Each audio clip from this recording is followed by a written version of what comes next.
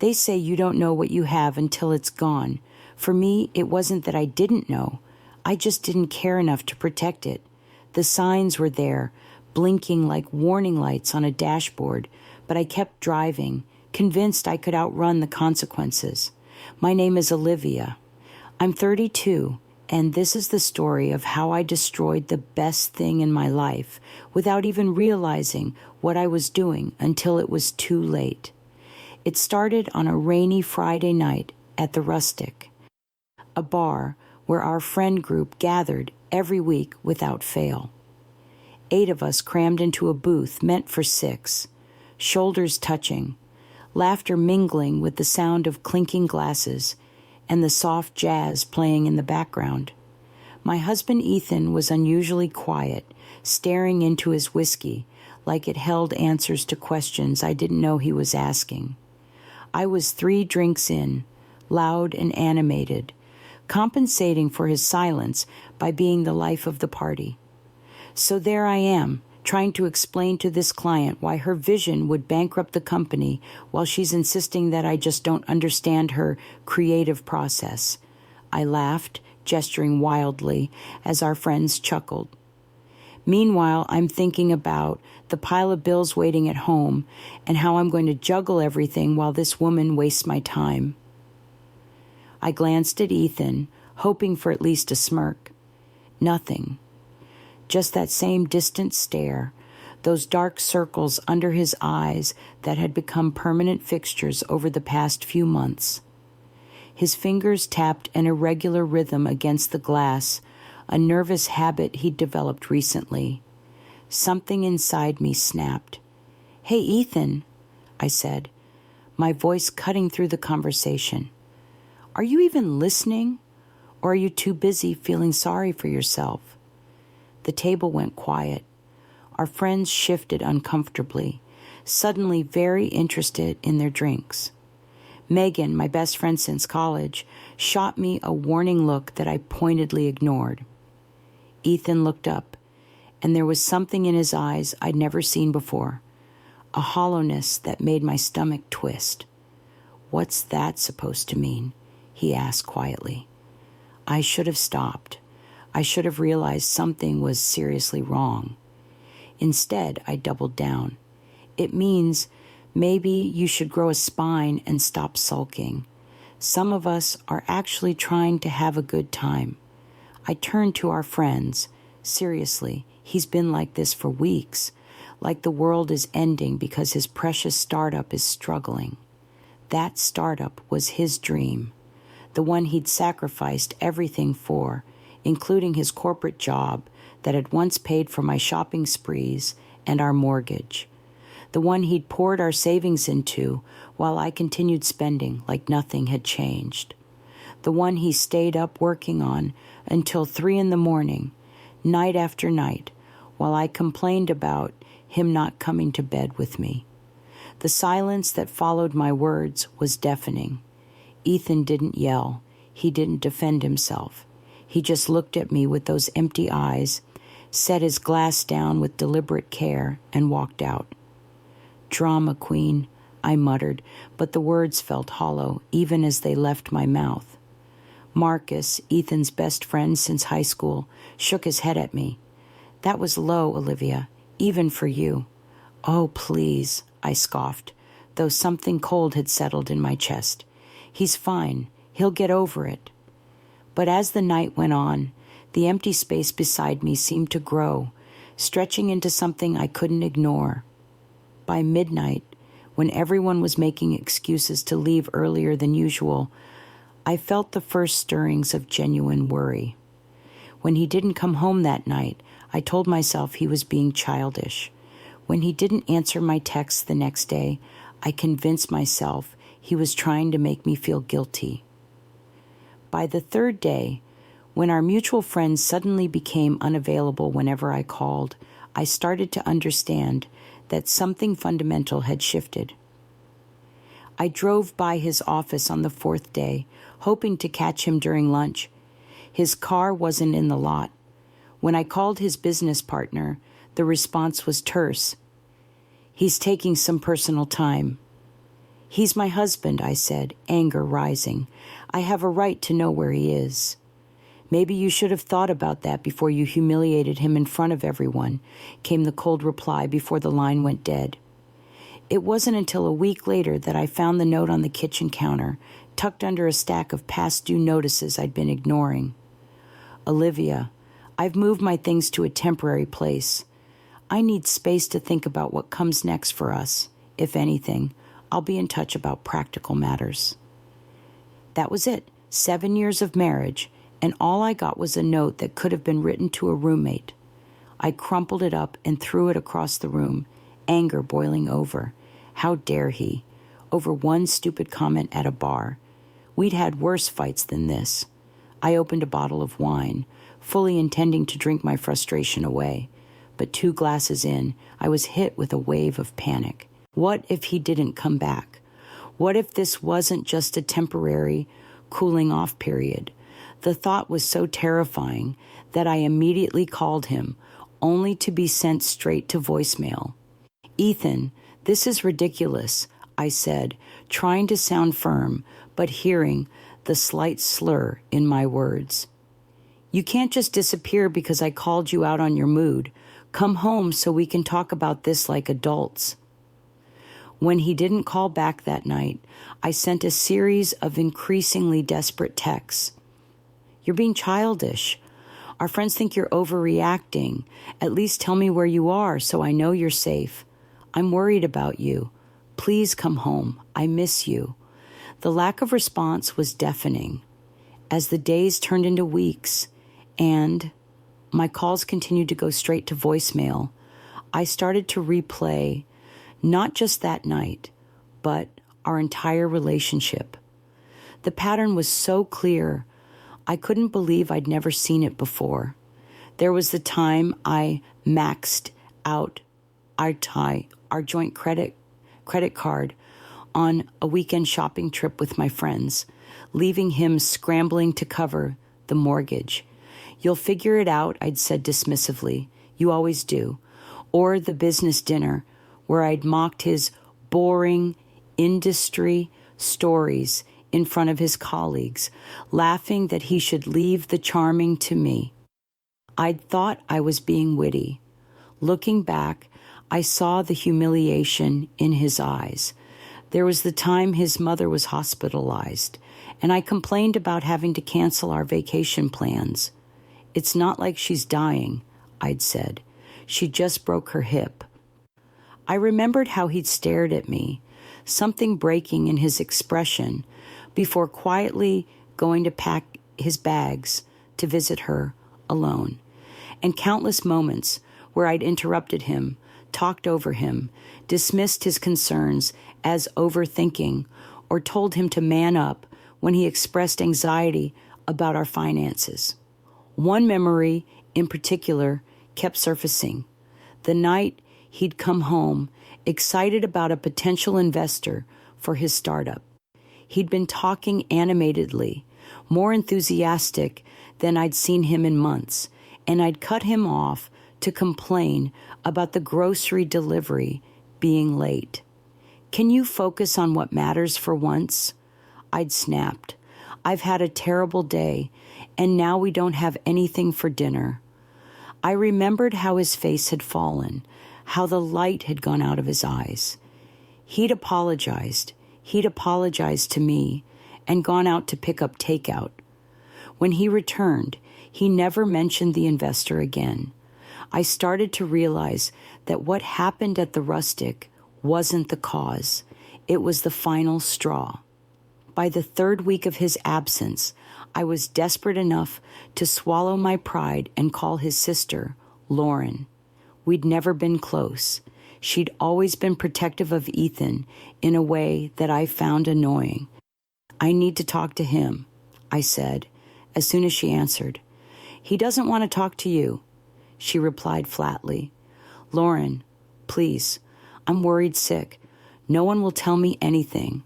She sighed, and I could practically see her weighing how much to reveal. He's safe. He's staying with friends. That's all I'm authorized to tell you. Authorized? He's my husband.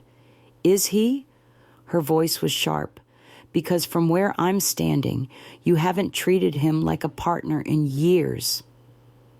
The accusation stung, especially because a part of me was beginning to fear it was true. I know I messed up, I admitted, my voice smaller, but I can't fix it if he won't even talk to me. There was a long pause. I'll tell him you called, she finally said. That's all I can do. When Ethan finally agreed to meet me for coffee, almost a month after he left, I barely recognized him. He looked lighter somehow. The dark circles were gone, and there was a calm resolve in his posture that made my practiced speech die in my throat. He was wearing a blue shirt I'd never seen before, and his hair was shorter, styled differently. It was like looking at a stranger wearing my husband's face. You look good, I said instead, hating how small my voice sounded. I feel better, he replied, not unkindly, but with a detachment that terrified me. I've been seeing someone. My heart stopped. You're, cheating? He, almost smiled. A therapist, Olivia. I've been seeing a therapist. Oh, I didn't know whether to feel relieved or more worried. Is it helping? It is. I'm starting to understand why I stayed so long in a relationship where I was constantly made to feel inadequate. His voice was steady, clinical, almost. Do you know what emotional abuse is, Olivia? The word hit me like a physical blow. Abuse? That's ridiculous.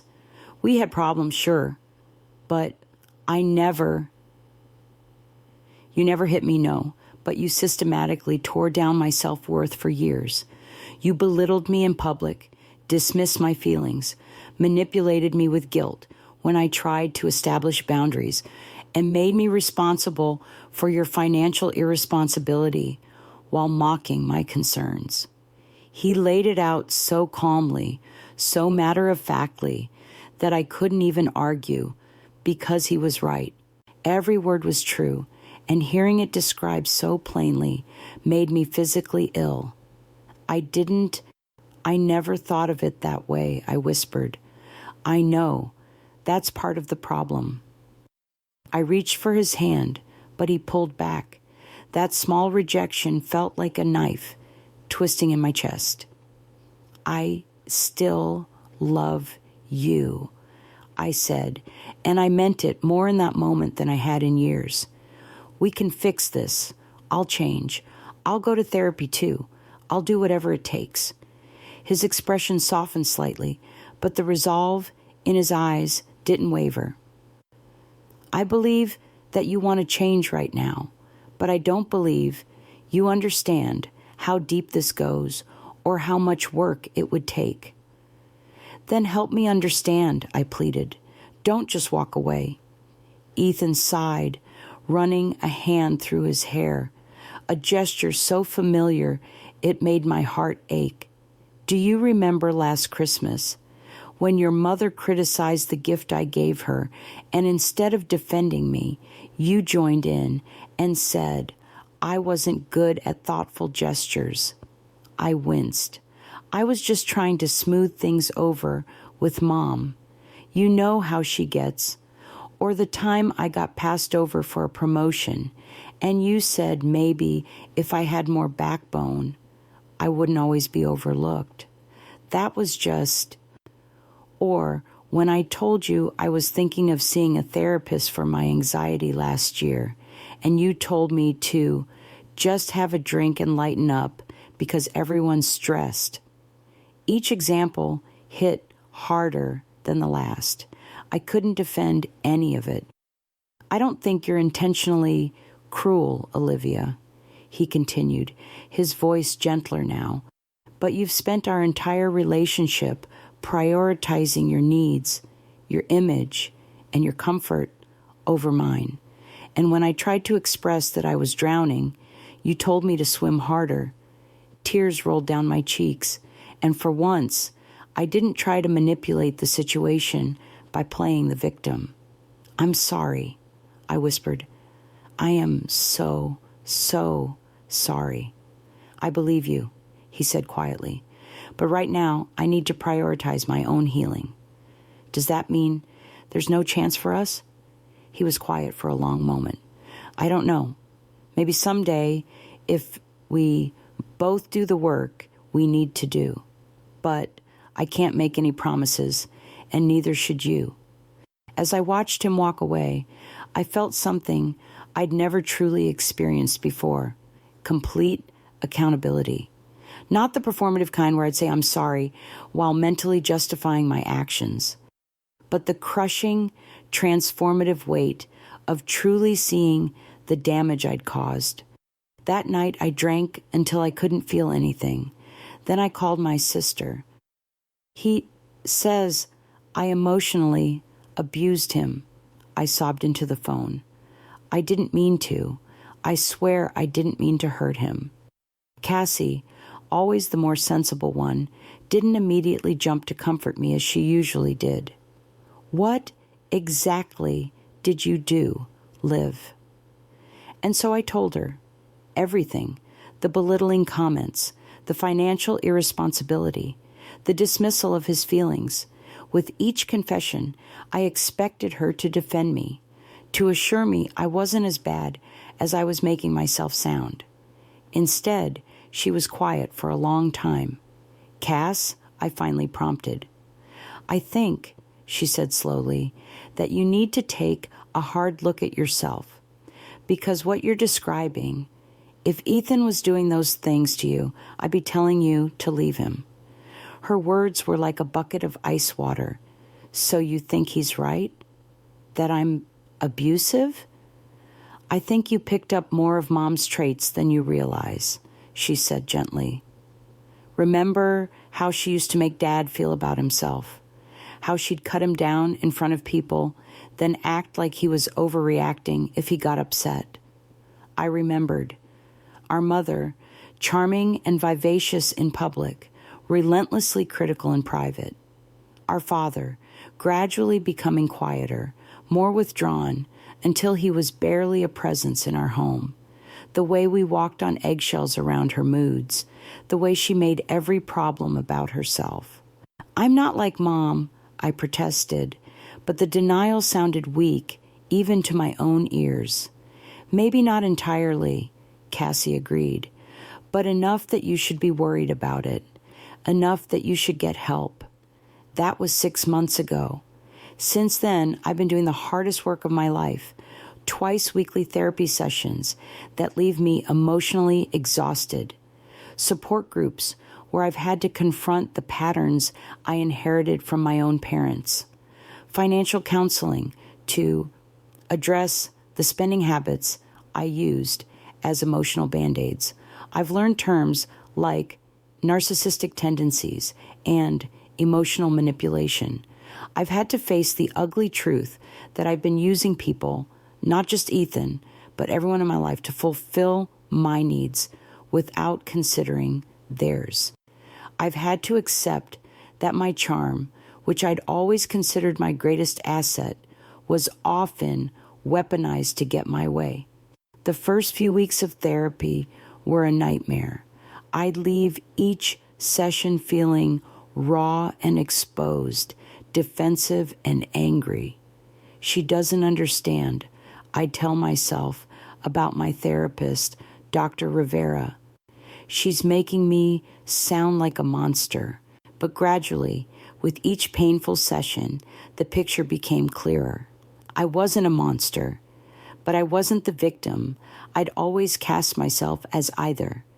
I was someone who'd never learned healthy ways to connect, to love, to exist in a relationship without trying to control it. Your mother taught you that love is conditional, Dr. Rivera explained during one particularly difficult session, that people only value you when you're entertaining, when you're on. So you develop these strategies to maintain control, to ensure you were always the center of attention, because in your mind, if you weren't, you'd be abandoned. But I abandoned Ethan, I said, the realization hitting me like a physical blow. Emotionally, I mean. I left him alone in our marriage. She nodded, a small, sad smile on her face. That's a powerful insight, Olivia. Powerful, yes, and devastating. Ethan and I talk occasionally now, brief, careful conversations that feel like tiptoeing through a minefield. He's doing well. His startup found new investors. He's dating someone new, a quiet, thoughtful woman who teaches special education. I try not to hate her, though the jealousy sometimes consumes me.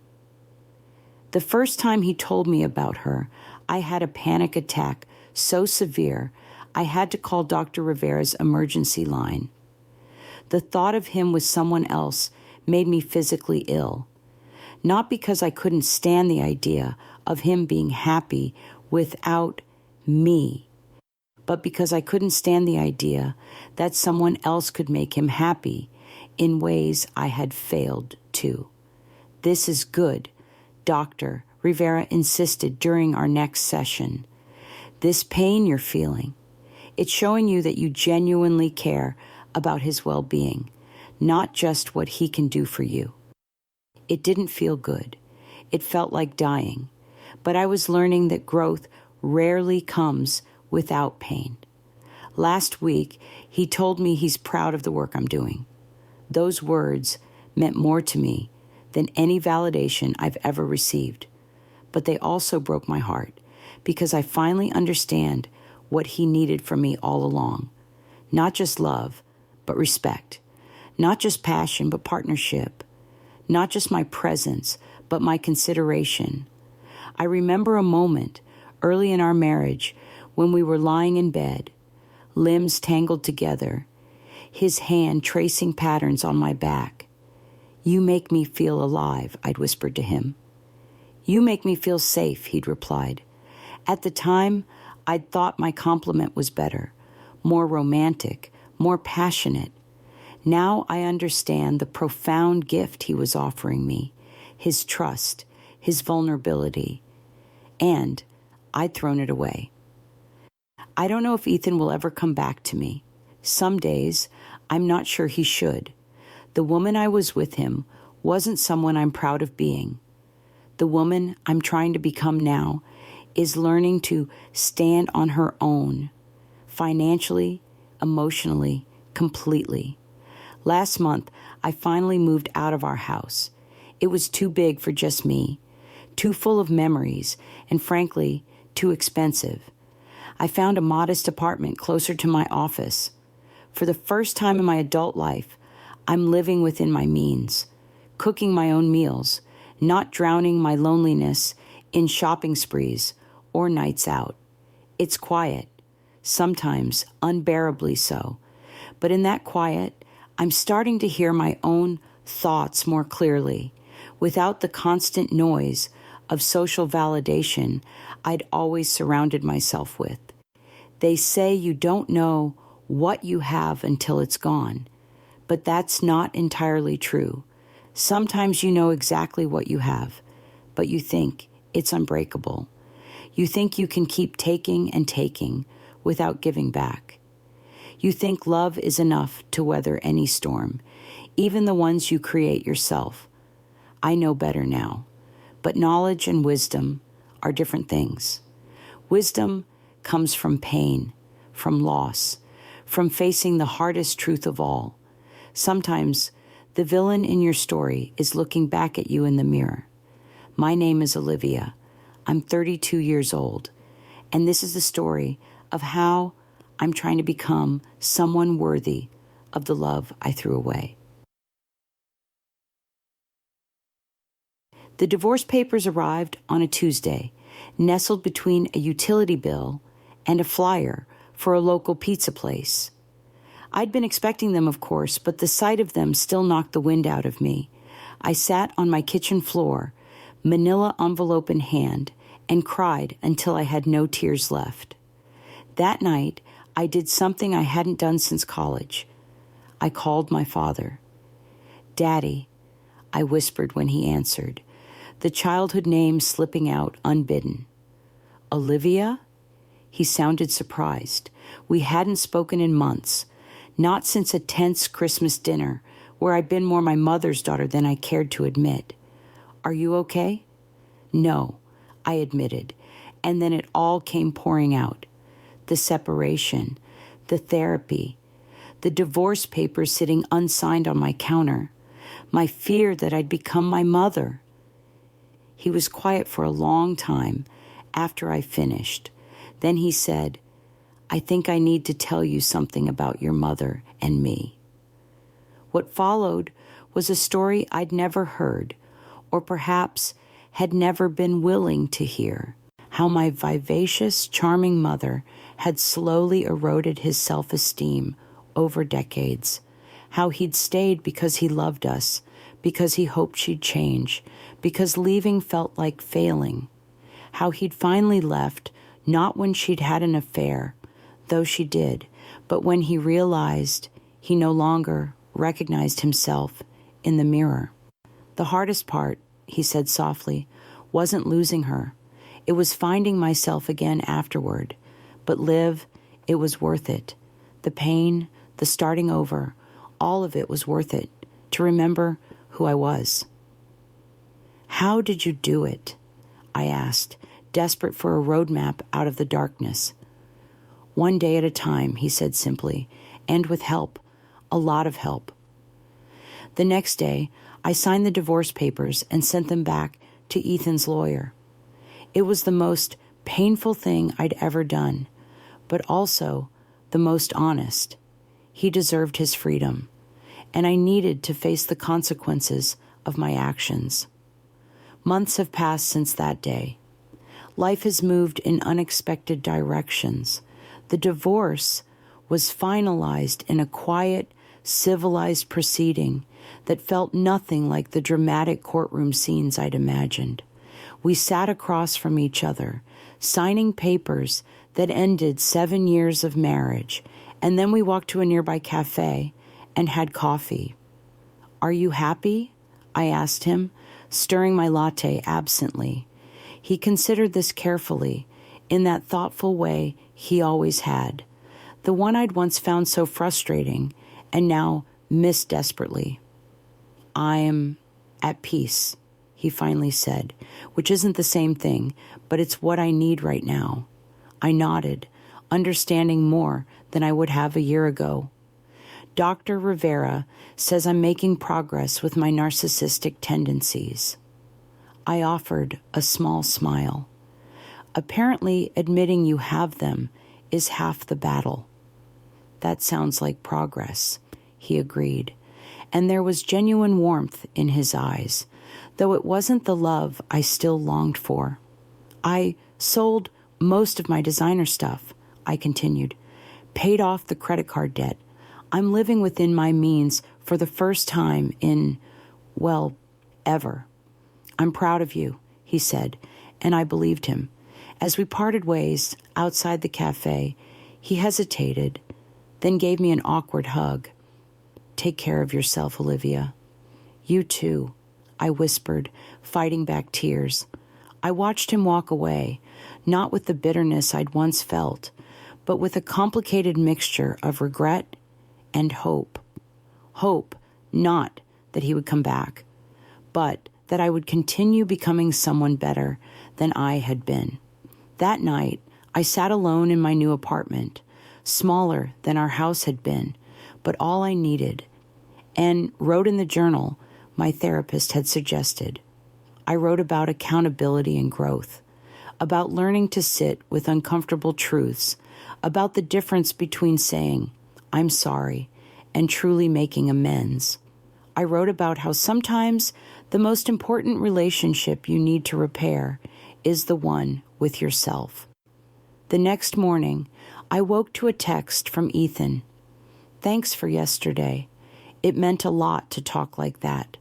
I stared at the message for a long time, my thumb hovering over the keyboard. A year ago, I would have seen this as an opening, a chance to pull him back. I would have crafted the perfect response designed to make him miss me, to make him doubt his decision to leave. Instead, I wrote, "Thank you too. I'm grateful we could end things with kindness. I hope you find all the happiness you deserve." And I meant it, every word. 3 weeks later, my father came to visit. We spent the weekend talking, really talking, in a way we never had before. He showed me old photographs of himself as a young man before he met my mother. "That's who I'm becoming again," he said, pointing to a picture of himself, grinning widely on a hiking trail. Bit by bit. Looking at the joy in his face, both in the photograph and sitting across from me now, I felt a flicker of hope. If he could rebuild himself after decades of what I was now recognizing as emotional abuse, maybe I could too. Maybe I could unlearn the toxic patterns I'd inherited, the ones I'd perpetuated without even realizing it. "Do you think people can really change?" I asked him as we walked through a park near my apartment. He considered this, his pace slowing. "I think that we are always becoming. The question is whether we're becoming more or less of who we truly are." I've been thinking about that a lot lately, about becoming, about authenticity, about the parts of myself I hid behind the charm and manipulation, the parts that might actually be worth nurturing. Last month, I ran into Marcus, Ethan's best friend, at a coffee shop. I nearly turned and walked out when I saw him, expecting coldness or outright hostility. Instead, he waved me over. "You look different," he said after an awkward greeting. "I feel different," I replied honestly. "Ethan mentioned you've been doing some work on yourself." His tone was cautious, but not unkind. "I'm trying," I said simply. "It's the hardest thing I've ever done, but it's worth it." Marcus nodded, a small, appraising look crossing his face. "For what it's worth, I hope you figure it out. You weren't always—" He trailed off. "A complete nightmare," I suggested, with a self-deprecating smile. He laughed, genuinely laughed. I was going to say, difficult, but sure. We chatted for a few more minutes. Nothing deep, just surface level catching up. But as I was leaving, he called after me. "Hey, Olivia, we're having a thing next weekend. Game night at Rachel's. You should come if you want." I was too stunned to respond with anything but a nod. An invitation back into the social circle I'd been exiled from. A small olive branch, but one I hadn't expected to receive. I didn't go to game night. I wasn't ready to face everyone at once, to navigate the complex emotions of being in a room where my worst behavior had been on display. But I texted Marcus to thank him for the invitation, and he responded that the offer stood for next time. Next time, the possibility of it hung in the air like a fragile promise. I'm not the villain of my story anymore, but I'm not the hero either. I'm just a person trying to learn from her mistakes, carrying the weight of hard-earned wisdom, and hoping that someday, whether with Ethan or someone new or even on my own, I'll be able to love without destroying what I touch. 2 days ago, I passed the 6-month mark of my therapy. Dr. Rivera asked me to reflect on what I've learned. "I've learned that I'm not my mother," I said slowly, "and that even if I were, that wouldn't doom me to repeat her patterns forever. I've learned that real strength isn't about control or getting your way. It's about vulnerability and honesty and doing the right thing, even when it hurts." She smiled, jotting something in her notebook. "And what would you say to Ethan now if you could go back to that night at the bar?" I thought about it, the familiar pain twisting in my chest. I'd tell him I see him, that his feelings matter, that I'm sorry for making him feel small to make myself feel big. I took a deep breath, and then I'd shut up and listen, really listen. "That's a good answer," she said softly. "You've come a long way, Olivia." I have, but the road ahead is still long, winding through territory I'm only beginning to map. There are days when old habits surge back, when I find myself reaching for the armor of charm and deflection rather than sitting with uncomfortable truths. There are nights when I lie awake, replaying every mistake, every cruel word, every missed opportunity to be better. But there are also moments of clarity so profound they take my breath away. Moments when I catch a glimpse of who I might become if I keep doing this work. Someone thoughtful, someone kind, someone worthy of the kind of love I threw away. They say you don't know what you have until it's gone. I say you don't know who you are until you've lost everything that once defined you. And painful as it is, there's freedom in that discovery, the chance to rebuild from the ground up, to create something stronger and truer than what came before. My name is Olivia. I'm 32 years old, and this is no longer just a story about what I lost. It's about what I might still find if I have the courage to keep looking. Yesterday, I drove past our old house. There's a new family living there now. I saw them moving in a few weeks ago, a young couple with a toddler and a dog. They've planted flowers in the garden beds I always meant to tend to, but never did. I didn't feel the pang of loss I expected. Instead, I felt something like peace. That chapter of my life is closed. The pages have turned, and while I didn't get the ending I wanted, maybe I got the one I needed, the one that would force me to become something better than I had been. As I pulled away from the curb, my phone buzzed with a text. It was from Ethan. "Just heard, your project at work got approved. Congratulations. I always knew you could do it." A simple message, nothing romantic or suggestive, just one human being acknowledging another's achievement. But it meant everything. Because for the first time, I didn't immediately think about how to use his kindness to get something more from him. I didn't strategize about turning this small interaction into a pathway back into his life. I just felt grateful. Grateful that despite everything, he still cared enough to celebrate my success. I texted back a simple, "Thank you. That means a lot coming from you." And it did. It really did. I don't know what the future holds. I don't know if Ethan and I will ever find our way back to each other, or if that's even what's best for either of us. I don't know if I'll ever fully heal the wounded parts of myself that led me to hurt someone I loved, but I know I'm trying. I know I'm growing. I know that even on the hardest days, when shame threatens to swallow me whole, I'm still showing up for therapy, for my own healing, for the painful process of becoming someone new. And maybe that's enough for now. Maybe that's all any of us can do. Wake up each day and try to be a little better than we were the day before, a little kinder, a little more honest, a little more worthy of the love we hope to give and receive. My story isn't over. It's just beginning.